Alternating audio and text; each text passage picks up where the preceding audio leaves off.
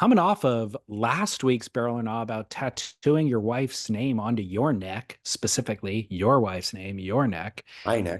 Yes. So Barrel or Nah, tattooing your kid's name on your Oh, body. Hammer Town. I'm gonna say again. Now I have not done this. Oh, wait. Can I pause real quick? It's a run to the fridge. Was it right You, here? we had a commercial break. You had your opportunity.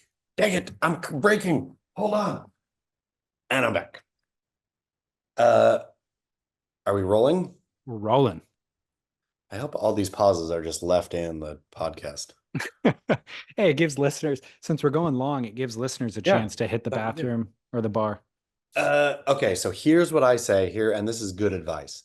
Kids, don't throw the names on, but if you have tattoos again, a lot of this is like if you do one tattoo and that tattoo is representative of your kid, it's just a lot of weight, right? It's like too much, man. Like if you're tattooed up though, or if you have some tattoos, get a drawing or a something your kid did. Don't get their name.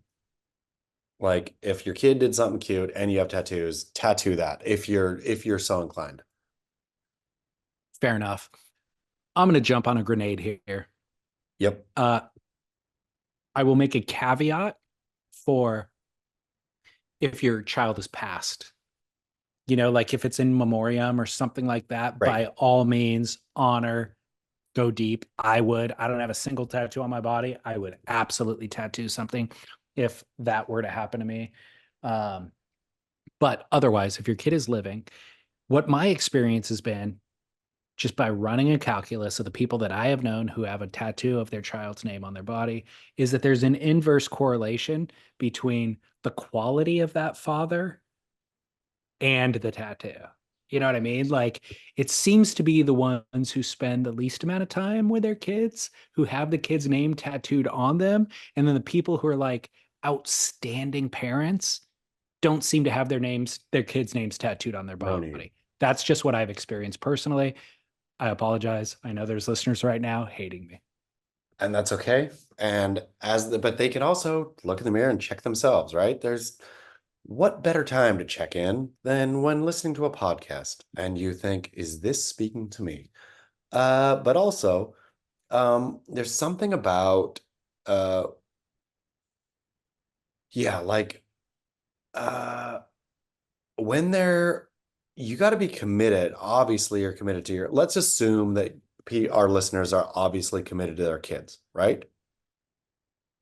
Let's say they're I think we committed. have, yes, I think we have an amazing listenership that are committed to their Yes. children. Okay. So there's one thing when the kid is newborn and you're thinking, oh, this is special. Tattoo. Another thing when they hit 2 and you think, this is special. Daddy's little girl, tattoo. Another thing, walking them to kindergarten. This is special. Daddy's little boy, tattoo. Or mommy's little boy, tattoo. Uh, then, the preteens hit. You ready? You ready for that? You ready for that action? Like, you sure you want that on you? So if you get the kid's name tattooed when they're a teenager, barrel. I'll give you a Commit. barrel on that one. Go for Boom, it. hammer town, and there we solved it. That is the barrel. Get your 13-year-old's name tattooed on you. Done and dusted. That shows a real level of unconditional love and commitment. I'm all in on that one. Yep, Uh, done and dusted. okay, cool. But otherwise, I'm going no barrel. And look, we all love our kids. You love Clearly, them. show it through action. You don't need to show it Yes. through artwork. Yes, but if you want to get the tattoo, wait till they're 13. That's the maybe one of the best pieces of advice we've come up with on this program. I'm in. I'm committing. Okay. Barrel or Nah number two comes from a listener. Quote, hitting golf balls into the ocean. Environmentally, I could see it as a nah, but man, the feeling is barrel. Remember the scene in Superbad when Jonah Hill's character, after having set the cop car on fire, asks if he can shoot the burning cop car? It's that reckless abandon, full barrel. Not like every week, mind you. You just got to do it once. It's like a barrel at the wedge if you don't live in SoCal. Eric in SB. End quote. I'll correct Eric in SB. That was not Jonah Hill's character. I believe that was Mick Lovin's Love it. character who Yeah, shot the police car, but I get the exactly point. right. Exactly right. But also, I love the ocean. You love the ocean. I hate golf. You might hate golf. Hammer those golf balls into the ocean. I don't care. I should be the person who says no, right? As far as I know, and dear listener, correct me if I'm wrong, those golf balls don't break down really, like with weird plastics in the ocean. They will like roll up on shore someday, and a little kid will find that golf ball and the circle of life. I mean, I don't see anything wrong with putting fun toys into the ocean. So I could be wrong. I should have researched it, knowing that this email came in, but I think they make like, Bio one. yeah, exactly. I think Like they do too. biodegradable golf balls that you hit into the water and then they're That just, seems worse to me because I don't know yeah, I what kind agree. of bio thing is like disintegrating. Exactly. Like how biodegradable is it actually? And then secondarily, if you're a true golfer, you buy specific golf balls that you love and they work a certain way. And so there's no chance that the biodegradable version hits like your No, tailor-made whatever they are. You know what I mean? So I love though what he's tapping into, which is the reckless abandon instinct that we have, which is doing something that discards or disregards all other uh I don't know, trappings that you are forced to abide by as a civilized, responsible citizen in your community. Just throw all of that away and just be like, you know what's going to be fun right now is whacking just golf balls. effing everything up, you know? Yep. Down. I am barrel on it. I don't even know if it's bad or good. I'm barrel.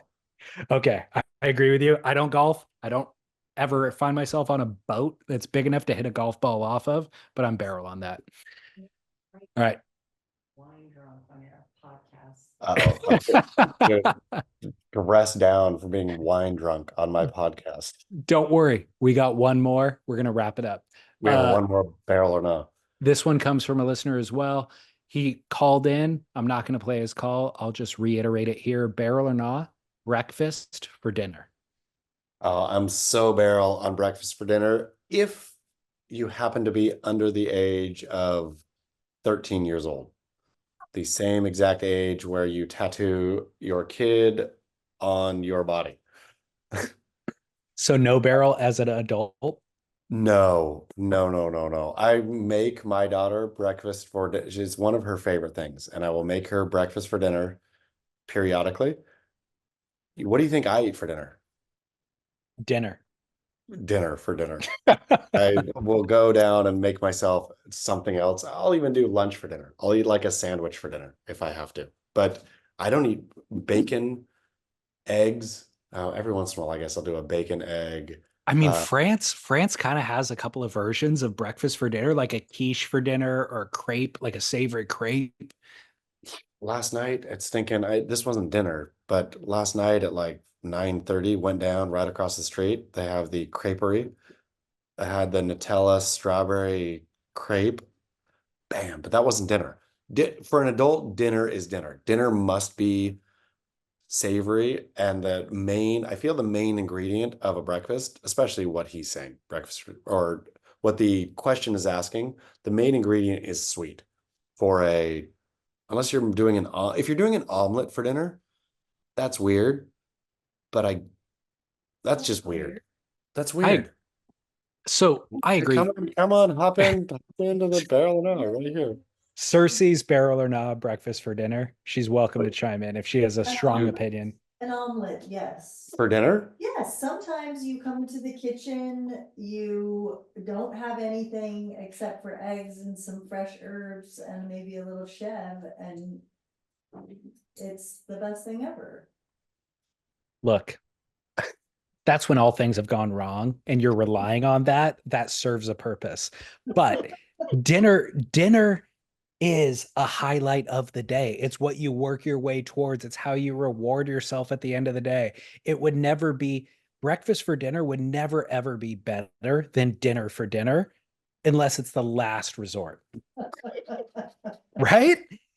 I mean, 1,000%, unless it's daddy child day. Yeah. And you say, hey, what do you want for dinner? And like, oh, wait, I'm going to cook you bacon, scrambled eggs, pancakes. And then kid is like, woo, that's awesome. That ends at 13. Exactly. Yeah. The celebratory, like, oh, I'm getting to eat sweets, which is breakfast is mainly, I mean, Yeah, for a sweets. lot of people, it's the pastries and the whatever waffle with whipped cream on it. That's what they're celebrating is having for dinner. And so let's do breakfast for dinner. Very few people are doing the omelet with Chev for dinner. Like that is not what they're celebrating. But so last resort, fine, have breakfast for dinner, but you're in a bad position in your life if that's what you've let it come down to. And you as an adult, if you as an adult are doing it for yourself, like deep, there's something very wrong. You should go get help. Busy working all day. And you don't have like time to plan for dinner. What are you talking about, David Lee Scales? What We're if all- the question from the wife is, what if you're busy working all day and you don't have time to plan for dinner? Order to go. We're all busy working all day. The only reason it's worth working all day is if you can celebrate at the end of the night with a decent meal. So, and a leisurely meal, relaxing, enjoying Yes. it. Yep. So, Oh man, this barrel or not is spun out. Now she's talking about no single use and refusing to do takeout. okay.